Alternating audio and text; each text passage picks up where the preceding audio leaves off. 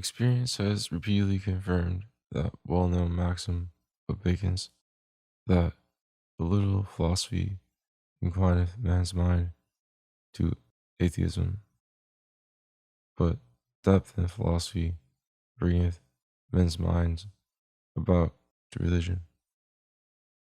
In every age, the most comprehensive thinkers have found in the religion of their time and country something they could accept, interpreting and illustrating that religion so as to give it depth and universal application.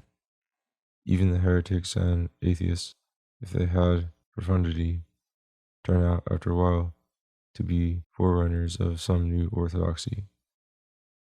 What they rebel against is a religion alien to their nature. They are atheists only by accident and relatively to a convention which inwardly offends them, but they yearn mightily in their own souls after the religious acceptance of a world interpreted in their own fashion. So it appears in the end that their atheism and loud protestation were in fact the hastier part of their thought, since what emboldened them to deny the poor world's faith was that they were too impatient to understand it. Indeed, the Enlightenment, common to young wits and worm-eaten old satirists who plume themselves on detecting the scientific ineptitude of religion, something which the blindest half see, is not nearly enlightened enough. It points to notorious facts incompatible with religious tenets, literally taken, but it leaves unexplored the habits of thought from which those tenets sprang, their original meaning, and their true function. Such studies would bring the skeptic face to face with the mystery and pathos of moral existence. They would make him understand why religion is so profoundly moving and, in a sense, so profoundly just. There must needs be something humane and necessary in an influence that has become the most general sanction of virtue, the chief occasion for art and philosophy, and the source, perhaps, of the best human happiness. If nothing, as Hooker said, is so malapert as splenetic religion, a sour irreligion is almost as perverse. At the same time, when Bacon penned the sage epigram we have quoted, he forgot to add that the God to whom depth in philosophy brings back men's minds is far from being the same from whom a little philosophy estranges them. It would be pitiful, indeed, if mature reflection bred no better conceptions than those which have drifted down the muddy stream of time, where tradition and passion have jumbled everything together. Traditional conceptions, when they are felicitous, may be adopted by the poet, but they must be purified by the moralist and disintegrated by the philosopher. Each religion, so dear to those whose life it sanctifies, are fulfilling so necessary a function in the society that has adopted it, necessarily contradicts every other religion, and probably contradicts itself. What religion a man shall have is a historical accident, quite as much as what language he shall speak. In the rare circumstances where a choice is possible, he may, with some difficulty, make an exchange. But even then, he is only adopting a new convention, which may be more agreeable to his personal temper, but which is essentially as arbitrary as the old. The attempt to speak without speaking any particular language is not more hopeless than the attempt to have a religion that shall be no religion in particular. A courtier's or a dragoman's speech may indeed be often unusual and drawn from disparate sources, not without some mixture of personal originality. But that private jargon will have a meaning only because of its analogy to one or more conventional languages, and its obvious derivation from them. So travelers from one religion to another, people who have lost their spiritual nationality, may often retain a neutral and confused residuum of belief, while they may egregiously regard as the essence of all religion, so little may they remember the graciousness and naturalness of that ancestral accent which a perfect religion should have. Yet a moment's probing of the conceptions surviving in such minds will show them to be nothing but vestiges of old beliefs, creases which thought, even if emptied of all dogmatic tenets, has not been able to smooth away at its first unfolding. Later generations, if they have any religion at all, will be found either to revert to ancient authority or to attach themselves spontaneously to something wholly novel and immensely positive, to some faith promulgated by a fresh genius and passionately embraced by a converted people. Thus, every living and healthy religion has a marked idiosyncrasy. Its power consists in its special and surprising message, and in the bias which that revelation gives to life, the vistas it opens, and the mysteries it propounds, are another world to live in. And another world to live in, whether we expect ever to pass wholly into it or no, is what we mean by having a religion. What relation, then, does this great busyness of the soul, which we call religion, bear to the life of reason? That the relation between the two is close seems clear from several circumstances. The life of reason is the seat of all ultimate values. Now the history of mankind will show us that whenever spirits at once lofty and intense have seemed to attain the highest joys, they have envisaged and attained them in religion. Religion would therefore seem to be a vehicle or a factor in rational life, since the ends of rational life are attained by it. Moreover, the life of reason is an ideal to which everything in the world should be subordinated. It establishes lines of moral cleavage everywhere and makes right eternally different from wrong. Religion does the same thing. It makes absolute moral decisions. It sanctions, unifies, and transforms ethics. Religion thus exercises a function of the life of reason, and a further function which is common to both is that of emancipating man from his personal limitations. In different ways, religions promise to transfer the soul to better conditions.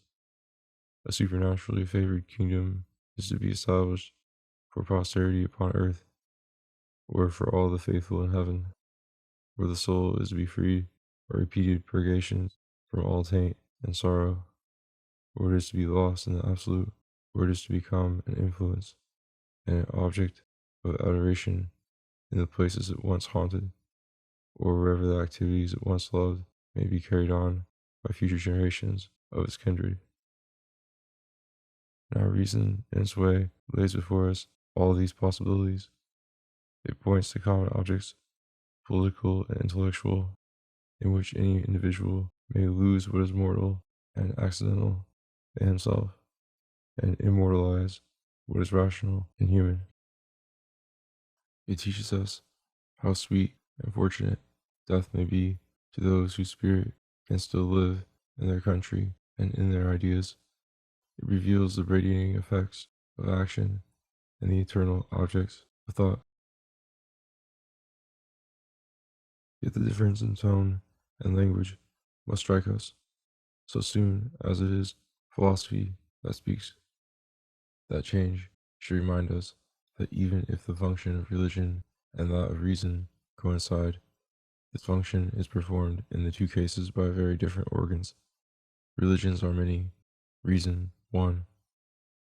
Religion consists of conscious ideas, hopes, enthusiasms, and objects of worship.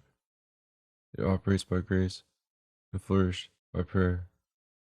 Reason, on the other hand, is a mere principle or potential order, on which, indeed, we may come to reflect, but which exists in us ideally only, without variation or stress of any kind. We conform or do not conform to it.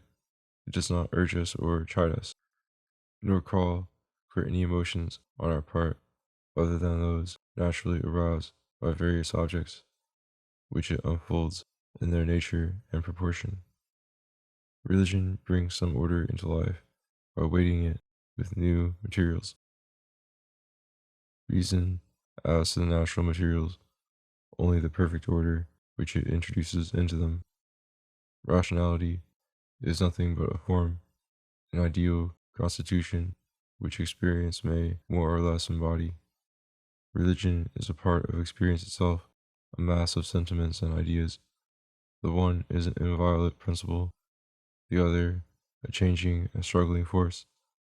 And yet, the struggling and changing force of religion seems to direct man towards something eternal. It seems to make for an ultimate harmony within the soul, and for an ultimate harmony between the soul and all the soul depends upon. So that religion, in its intent, is a more conscious and direct pursuit of the life of reason than is society, science, or art. For these approach and fill out the ideal life tentatively and piecemeal, hardly regarding the goal or caring for the ultimate justification of their instinctive aims. Religion also has an instinctive and blind side, and bubbles up in all manner of chance practices and intuitions. Soon, however, it feels its way toward the heart of things, and, from whatever quarter it may come, veers in the direction of the ultimate. Nevertheless, we must confess that this religious pursuit of the life of reason has been singularly abortive. Those within the pale of each religion may prevail upon themselves to express satisfaction with its results, thanks to a fond partiality in reading the past and generous drafts of hope to the future.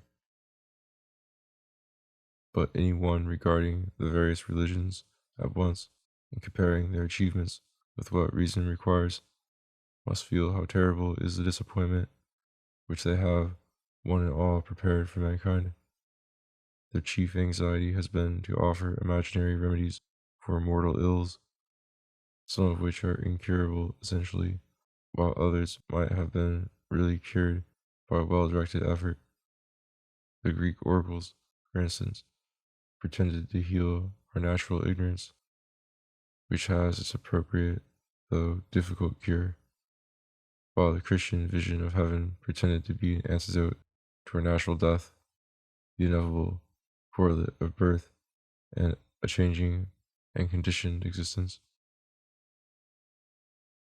By methods of this sort, little can be done for the real betterment of life. To confuse intelligence and dislocate sentiment by gratuitous fictions is a short-sighted way of pursuing happiness. Nature is soon avenged. An unhealthy exaltation of a one-sided morality have to be followed by regrettable reactions.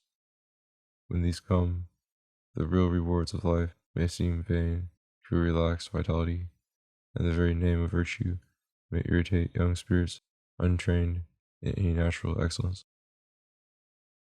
Thus religion too often debauches the morality it comes to sanction, and impedes the science it ought to fulfill. What is the secret of this ineptitude? Why is religion, so near to rationality in its purpose, fall so short of it in its texture and in its results? The answer is easy.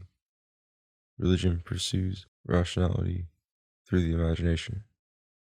When it explains events or assigns causes, it gives imaginative substitute for science.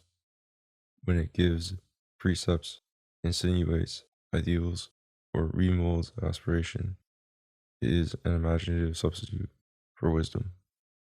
I mean, for the deliberate and impartial pursuit of all good. The conditions and the aims of life are both represented in religion poetically, but this poetry tends to arrogate to itself literal truth and moral authority, neither of which it possesses. Hence, the depth and importance of religion become intelligible no less than its contradictions and practical disasters. Its object is the same as that of reason, but its method is to proceed by intuition and by unchecked poetical conceits. These are repeated and vulgarized in proportion to their original fineness and significance, till they pass for reports of objective truth and come to constitute a world of faith superposed upon the world of experience and regarded as materially enveloping it, if not in space, at least in time and in existence. The only truth of religion comes from its interpretation of life, from its symbolic rendering of that moral experience which it springs out of and which it seeks to elucidate. Its falsehood comes from the insidious misunderstanding which clings to it, to the effect that these poetic conceptions are not merely representations of experience as it is or should be, but rather information about experience or reality elsewhere, an experience and reality which, strangely enough, supply the defects betrayed by reality and experience here. Thus, religion has the same original relation to life that poetry has, only poetry, which never pretends to literal validity, adds a pure value to existence, the value of a literal imaginative exercise. The poetic value of religion would initially be greater than that of poetry itself, because religion deals with higher and more practical themes, with sides of life which are in greater need of some imaginative touch and ideal interpretation than are those pleasant or pompous things which ordinary poetry dwells upon. But this initial advantage is neutralized in part by the abuse to which religion is subject. Whenever its symbolic rightness is taken for scientific truth, like poetry, it improves the world only by imagining it improved, but not content with making this addition to the mind's furniture, an addition which might be useful and ennobling. It thinks to confer a more radical benefit by persuading mankind that, in spite of appearances, the world is really such as that rather arbitrary idealization has painted it. This spurious satisfaction is naturally the prelude to many a disappointment, and the soul has infinite trouble to emerge again from the artificial problems and sentiments into which it is thus plunged. The value of religion becomes equivocal. Religion remains imaginative achievement, a symbolic representation of moral reality, which may have a most important function in vitalizing the mind and in transmitting, by way of parables, the lessons of experience. But it becomes at the same time a continuous incidental deception, and this deception, in proportion as it is strenuously denied to be such, can work indefinite harm in the world and in the conscience. On the whole, however, religion should not be conceived as having taken the place of anything better, but rather as having come to relieve situations which, but for its presence, would have been infinitely worse. In the thick of active life, or in the monotony of practical slavery, there is more need to stimulate fancy than to control it. Natural instinct is not much disturbed in the human brain, but what may happen in that thin superstratum of ideas which commonly overlays it. We must not blame religion for preventing the development of a moral and natural science which at any rate would seldom have appeared. We must rather thank it for the sensibility, the reverence, the speculative insight which it has introduced into the world. We may therefore proceed to analyze the significance and the function which religion has had at its different stages, and without disguising or in the least condoning its confusion with literal truth, we may allow ourselves to enter as sympathetically as possible into its various conceptions and emotions. They have made up the inner life of many sages, and of all those who, without great genius or learning, have lived steadfastly in the spirit. The feeling of reverence should itself be treated with reverence, although not at a sacrifice of truth, with which alone, in the end, reverence is compatible. Nor have we any reason to be intolerant of the partialities and contradictions which religions display. Were we dealing with the science, such contradictions would have to be instantly solved and removed. But when we are concerned with a poetic interpretation of experience, contradiction means only variety, and variety means spontaneity, wealth of resource, and a nearer approach to total adequacy.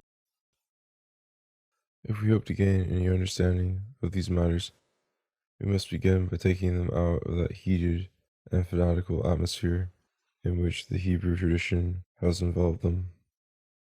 The Jews had no philosophy, and when their national traditions came to be theoretically explicated and justified, they were made to issue an imperial scholasticism and a rabid intolerance.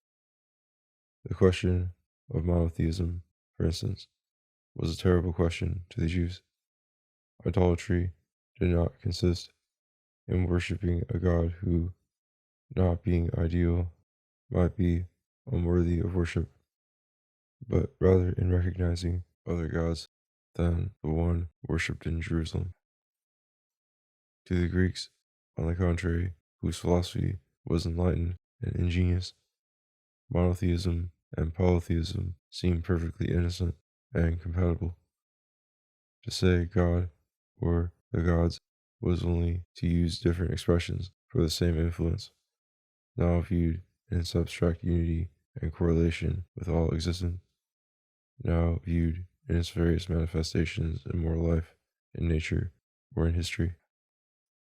So what in Plato, Aristotle, and the Stoics meets us at every step, the combination of monotheism with polytheism, is no contradiction, but merely intelligent variation of phrase to indicate various aspects or functions in physical and moral things. When religion appears to us in this light, its contradictions and controversies lose all their bitterness. Each doctrine will simply represent the moral plane on which they live who have devised or adopted it. Religions will thus be better or worse, never true or false.